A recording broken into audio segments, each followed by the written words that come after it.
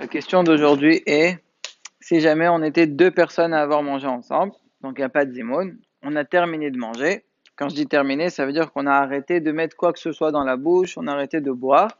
On n'a pas encore fait maïm haronim, on n'a pas encore dit qu'on allait faire birkat hamazon. Simplement, plus rien ne rentre dans la bouche.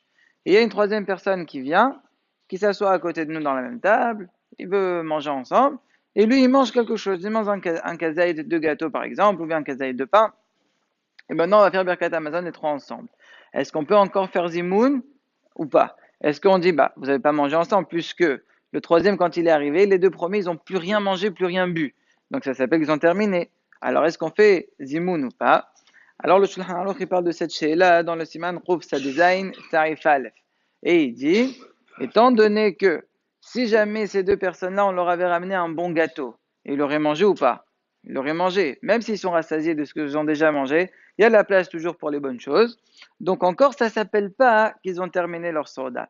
Cette svara, elle est ramenée dans Maser Berachot Daf Mem Zayin. Là-bas, la Gemara, elle parle de Rav, qui est au fait Rabbi Abba aussi, c'est le même Hacham.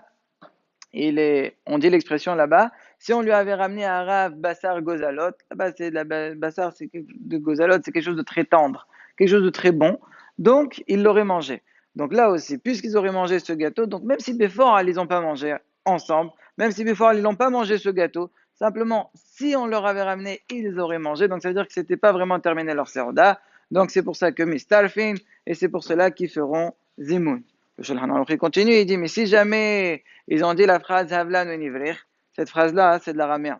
En français, ça veut dire amène-nous un verre pour qu'on puisse faire Birkat Amazon. Parce qu'avant, on faisait Birkat Amazon à la cosse. En d'autres mots, chez nous, c'est une façon de dire on fait Birkat. Ou bien ils ont dit Birchoutrem. À ce moment-là, c'est fini, la sourda est complètement terminée. Ou bien ils ont fait Maïma Haronim. Là, étant donné qu'ils n'ont plus rien de manger ni boire, donc là, la sourda, elle s'est terminée. Donc même si on leur avait ramené un gâteau, ils n'auraient pas pu le manger de toute façon. Donc là, ça s'appelle on a mangé à deux et pas à trois, donc on ne pourra pas faire Zimoun. Ce din-là, même si le Shulchan Aruch il parle de Zimoun, c'est exactement dans le même din pour Hachal Bala ou bien pour Shevar Brachot. On sait que pour faire Shevar Brachot, il faut qu'il y ait 10 personnes. Maintenant, si on était uniquement 9, les 9 ils ont terminé. S'il y a un dixième qui s'ajoute, qui mange vite fait un morceau de pain pour pouvoir faire Shevar Brachot pour qu'on soit 10, le même klal. Si on a fait Maïma Haronim, un des 9, il a fait Maïma Haronim, c'est fini, il se détache, il n'y a plus 10. Ou bien un des 9, il a dit Avlan Univler. Mais si jamais ils n'ont rien dit, simplement, ils sont restés en train de parler, même s'ils n'ont rien mangé before, Afilo Hari, ils pourront être Mistalef. Le Shulchan Aruch dit à propos de Zimoun, si on est deux et qu'il y a un troisième, c'est une miswa. Lui, il emploie le terme de Hayav. Mais le Mishnah Berurah, il explique que ça veut dire juste miswa, de lui donner à manger quelque chose pour qu'il soit mistalef, pour qu'on soit zoché à la miswa de Zimoun. Ça montre la hashivut et l'importance du Zimoun. Maintenant, cette halakha que je viens de dire, si jamais ils ont fait Maïm Haronim ou bien ils ont dit Avlan Univlir, ils ne peuvent plus rien manger, ça nous renvoie dans un autre siman. Il y a un autre siman qui parle de ce sujet, c'est dans siman Khouf Ain Tet, toujours Saif Aleph. Là-bas, la Sheila, c'est à partir de quand j'ai plus le droit de manger. Alors là-bas, dans une sorte d'affaire, même j'ai pas fait Birkat, c'est quand que c'est fini. Je peux plus manger même que j'ai pas fait Birkat Amazon. Le Shulchan Aruch là-bas, il dit la chose suivante. Si on a dit Maïm Haronim, la question elle se pose pas, je peux ni manger ni boire, c'est fini. C'est un hadat gamou. Si je veux remanger ou boire, dès que je dois refaire la bracha. Si c'est par exemple du vin, je devrais faire boré gefen. Si je veux remanger du pain, je dois me relaver les mains. Shulchan Aruch avec bracha, mais les mains c'est sans bracha puisque c'est mahlor étant dit sabal neged maran. Mais en tous les cas, je devrais refaire à moi aussi. Maintenant, si j'ai juste dit Avlan Univeler, j'ai dit venez on fait Birkat, j'ai pas fait Maïm Haronim, alors là le Shulchan Aruch dit la chose suivante. Les Anyan Shtia, là aussi c'est terminé, tu pourras plus boire les Kula Alma. Mais si jamais tu veux manger, alors là le Shulchan Aruch dans Koufaïn Tet, il ramène une Mahloret. Lui-même il ramène les Rishonim.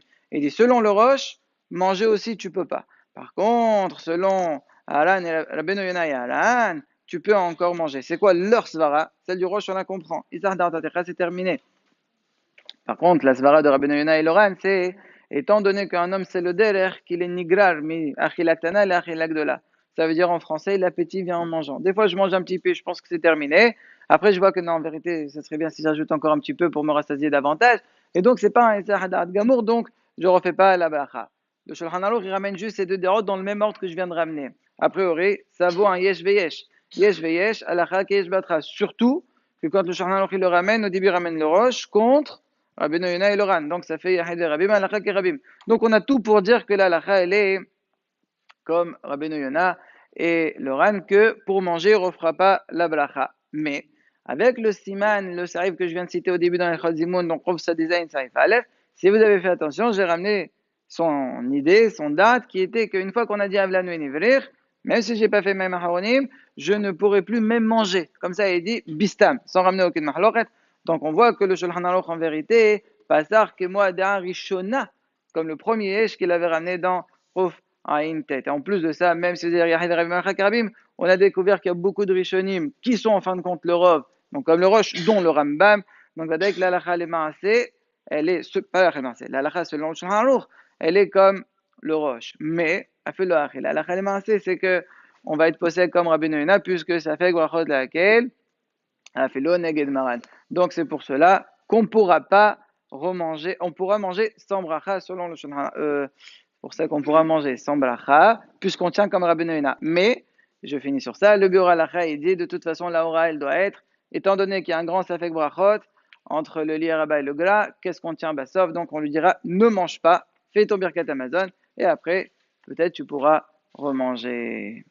Et Shema